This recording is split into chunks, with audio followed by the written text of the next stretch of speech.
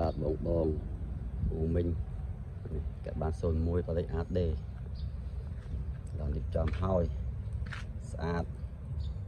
អត់បកអត់ប៉ះខ្ចីអស់ហើយ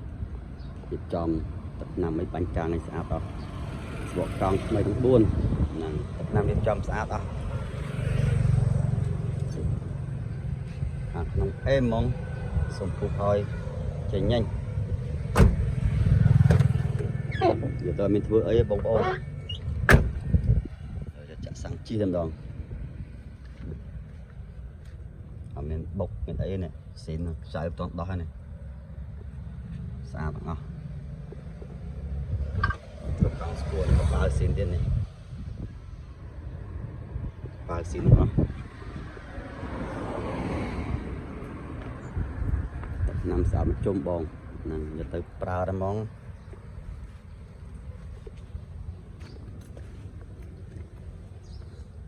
ផ្លូវ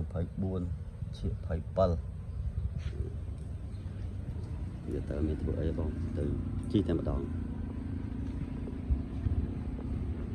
ឆ្នាំ01បងហ្នឹងទៅប្រើតែហ្មងបងបានចំឲ្យលើពើលើហ្វាមកអែមមកមិនភ័យទេហ្នឹងហើយអរគុណច្រើនបងបងបាទ